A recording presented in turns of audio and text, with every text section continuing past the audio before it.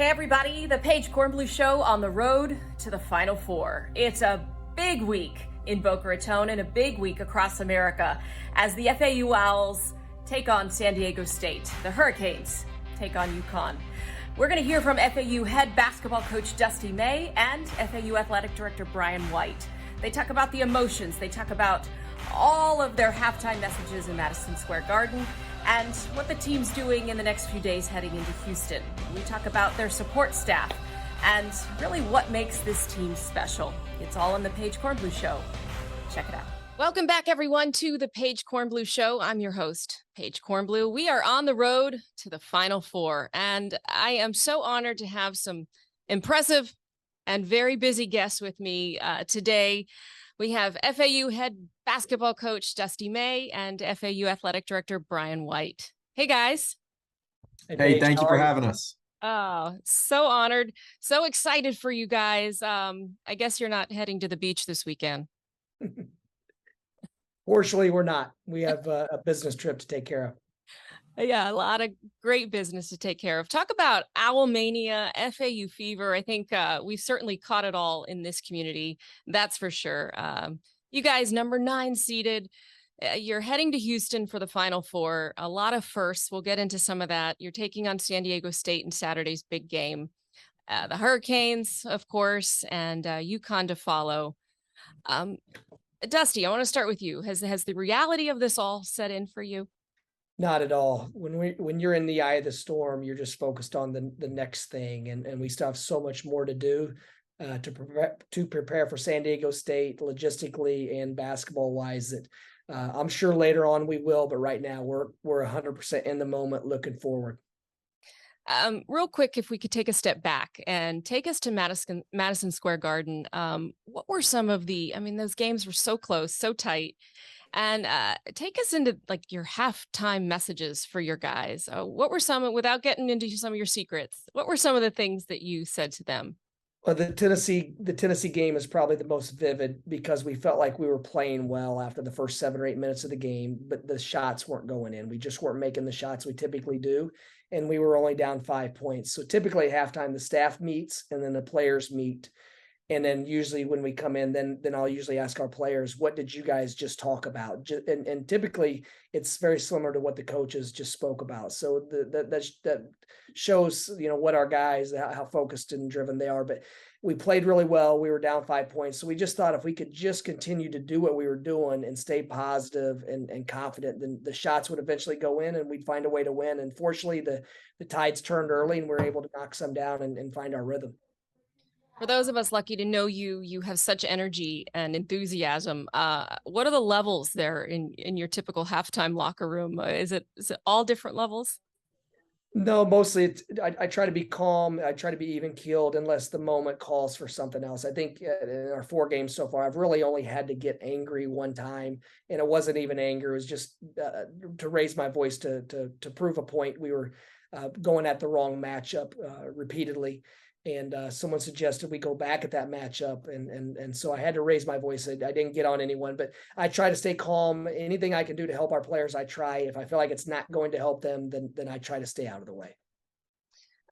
Brian, tell us about the emotions on campus this week, heading into Saturday. How is it for you and those around you?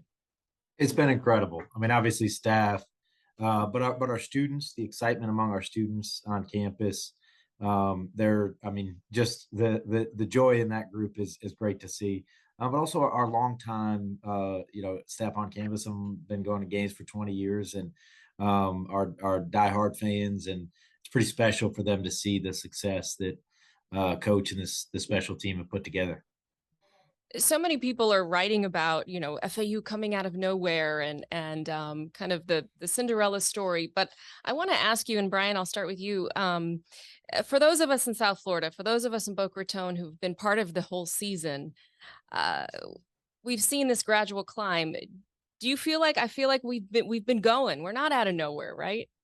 Absolutely, it's the 5th straight winning season, and you can see the identity of this team and the culture that Dusty's instilled in them coming along for a long time. So it's for those that have been close to it, it's definitely not something that came up quickly. How about you, Coach? Yeah, in a way, we have kind of came out of nowhere on the national scene, but we felt like we were almost there last year. We were on the verge, and just things didn't break our way. And there is an element of randomness to this winning and losing thing. You try to put yourself in the best possible situation, game in, game out, year in, year out. And sometimes it works out and sometimes it doesn't. So I do feel like because we didn't achieve what we thought we were capable of last year, then we were more determined all off season to figure out why we weren't, learn from it, correct it, and then we would be fine this year. And because of the intentional work all off season, we had a lot of confidence going into this season that we would have a special one. Obviously, not this special. You can't ever predict it. You're going to have the best record in all of college basketball out of 365 teams. But we did think we would have a really competitive group that would be battling for championships and an opportunity to play an NCAA tournament. And once you're in, who knows what can happen, as we can all see. What were you saying to the guys throughout the season to keep the momentum and to keep that spirit, what you just discussed?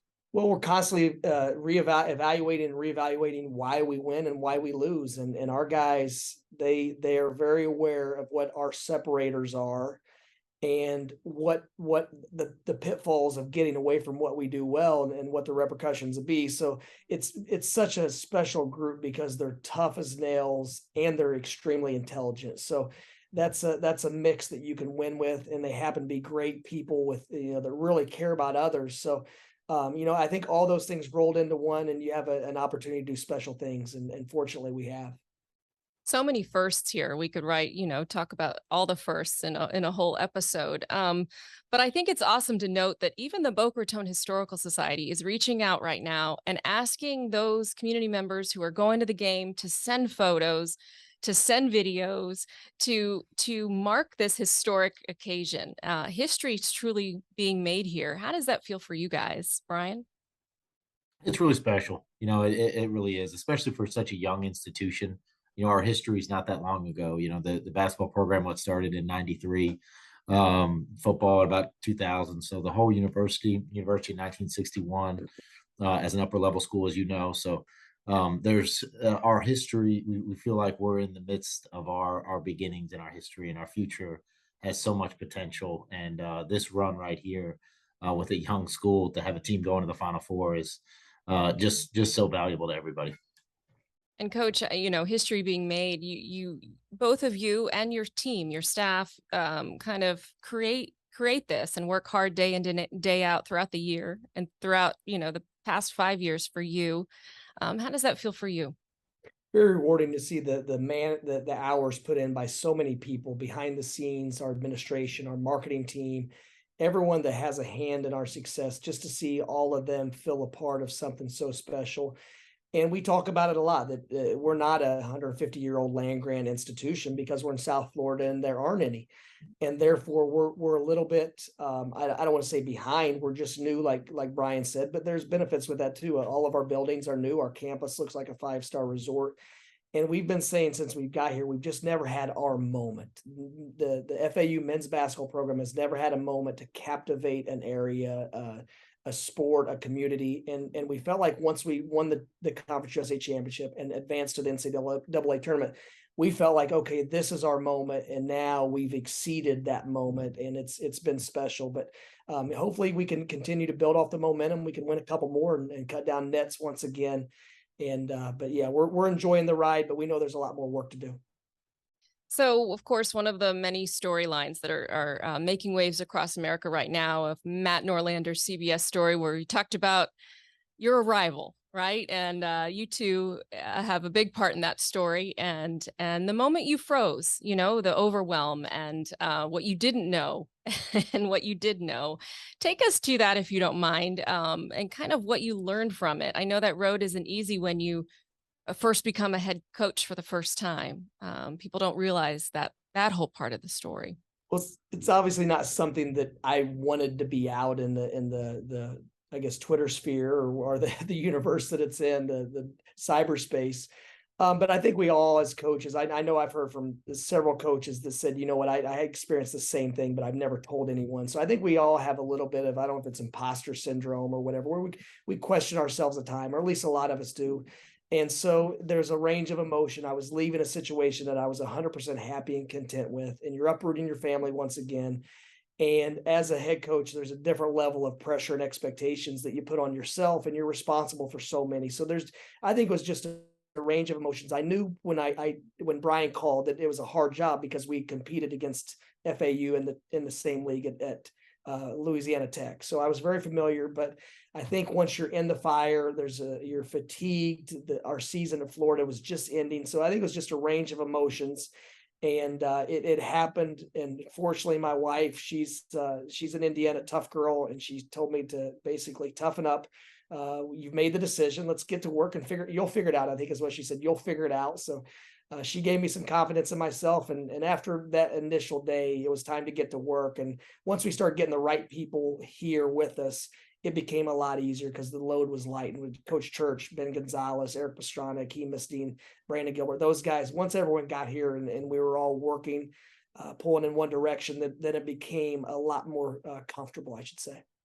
Well, and I applaud you for being honest about it all, because so many of us, I mean, I'm sure, Brian, there's many coaches who have that, and many of your players, Dusty, I'm sure you can apply some of just that one of many of your experiences to their world.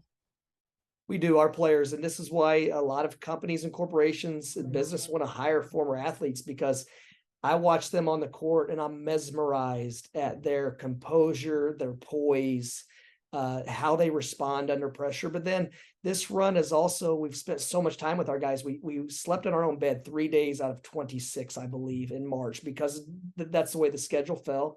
And we made a conscious decision to go straight from Columbus to New York so we could stay on the road and do it together.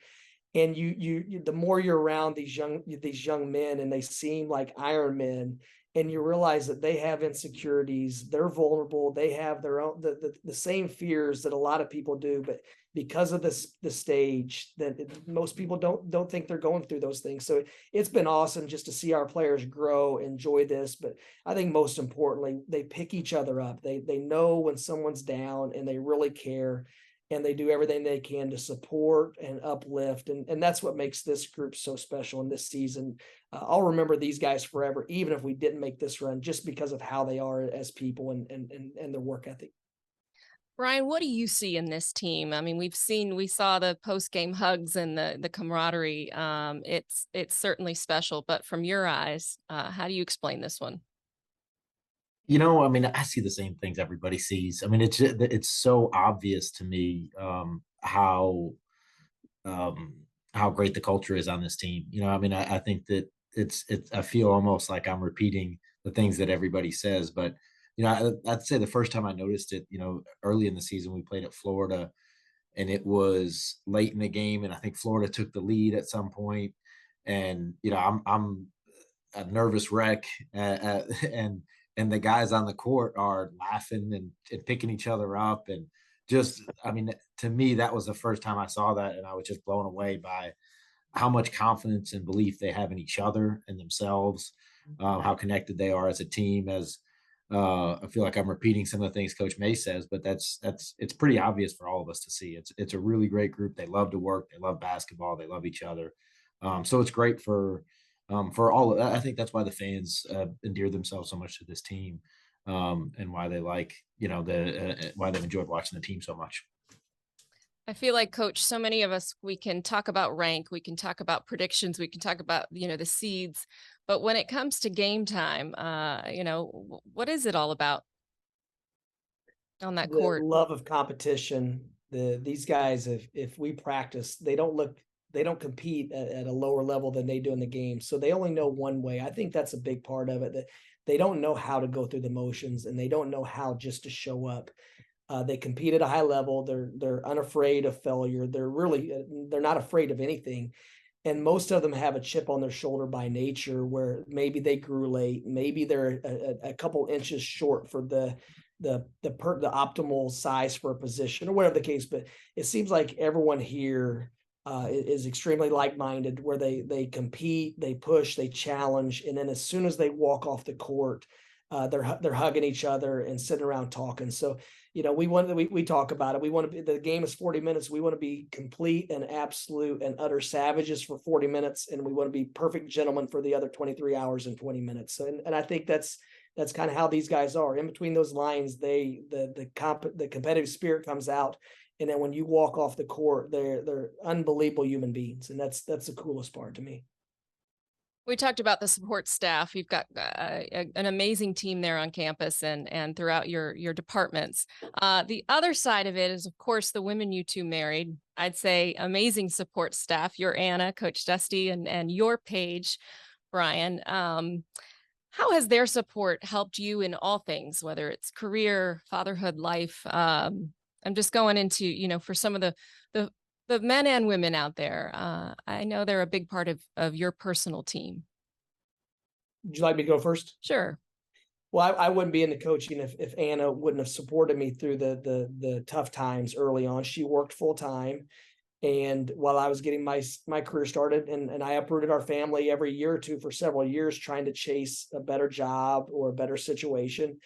And then she worked full time while raising 3 young boys. We had 3 under 5 at one point. They multiplied on us quickly. And so she was always an amazing mother, supportive wife, and a hard worker. And our boys are a direct reflection of that, because she spent an inordinate amount of time trying to raise them in a loving home. So couldn't be more grateful. That's probably been the second most rewarding, or the 1A and 1B rewarding part of this. Number one, senior players put so much into it, celebrate together, share this experience. And the second best has been able to see our families who sacrifice so much for us to do what we love and chase dreams, for them to share this experience. And that's one thing FAU, the administration, Brian and them have done. Our families, they've went above and beyond to make sure our families were taken care of on this run. And it's made it that much more special. That's awesome. And Brian? Paige, you know it all too well. Paige has been phenomenal, and really runs everything in my life that makes the professional endeavors all possible, but is also a part of everything we do. It's not, we try to build a family culture, and Paige is around the office with the kids on a regular basis, and Paige tries to build great relationships among the staff, but also with our donors at events, and she's kind of everywhere. And I know that is a huge asset to me, and she's been phenomenal. Yeah, I think both those women really rally around you guys and FAU, and that's been awesome to see. So, and your kids, they must be so excited for the next few days and what's already happened so far. Dusty, you have the older ones, right? Brian's got the little ones. So Right. They look at it in different ways, but I guess everyone wants to win and have fun, right? Yeah, it was They awesome. do. Just when you watch the film, going back and seeing your families behind the bench, literally, like it's gut wrenching at times, it's exhilarating at times, and it's special because we're sitting home watching film to see our families, and I see Brian and Paige behind. I see the administration. I see all our players' parents celebrating in the crowd, and those are the things that truly make this run special. Well, want you two to get back to them soon here in just a few minutes. How do the guys in the next few days? You're off and running, right? Ready to go. We've tried to approach this like we would have 6 Tuesdays ago, or yesterday, 5 Mondays ago. We really didn't want to change anything we're doing, try to stay in the same routine. And once we leave, other than the police escort and the extra media responsibilities, it'll feel like a normal business trip. And our guys really enjoy that time together. There are more distractions with ticket requests and families showing up, so we'll have to be a little bit more intentional as far as I guess limiting the access to our players. But for the most part, they're going to enjoy this experience. When it's time to work, they'll work, and when it's time to soak it all in, we certainly encourage them to be college students and soak all this in. Coach, anything else you want people to know as you head to the Final Four? That we're very proud to represent not only this athletic department, our basketball program, but this wonderful university and community. They've welcomed our family with open arms. We've enjoyed every single minute, every day living here in South Florida. And we look forward to building something really, really special here that represents this place. How about you, Brian? Anything else? Yeah, I guess for all of us, enjoy the moment, for FAU fans, for our students, for this community. I know this basketball team is, and so I'd say for all of us, appreciate what Dusty and the team are doing, and as we all are, and let's enjoy this moment. And you mentioned we're watching history literally, so enjoy the ride, and this will be a great fun. Well, we've been so proud of you guys. And if people want to connect with you, how do they do so? The Twitter space, Instagram, where do you work when you're not on the court? I enjoy Twitter still. Coach Dusty May, spelled out one word at Twitter. Other than that, I'm spotty. The older family members are still on Facebook, so I try to hit that every once in a while. Go ahead, Brian. Same here, Brian E. White, with a bunch of underscores on there. Yeah, right. Because there's a lot of Brian Whites in the world, but no doubt you're our favorite. Thank you. You're welcome. Well, go Owls, right? Wow. Go Owls. Thank you so much, guys. Thank you. You're welcome. Thank you for joining us. We can't wait. I'll see you in Houston. Thank you all for listening and watching the Paige Kornblue Show. I'm going to put all the FAU links on my website. That's paigekornblue.com, Paige with an I and Kornblue with a K. It's all at FAUsports.com. You can support by heading to Houston with all of us. Tickets still available. And also just supporting the Paradise Club and all of the action at FAU Athletics. I'm telling you, if you're in South Florida, so much fun right in our own backyard, thanks to these guys and so many of their partners there at FAU. So come on out and wear that red, white, and blue, and go Owls. Until next time, everybody. Cheers. Thanks, Paige. Thank you.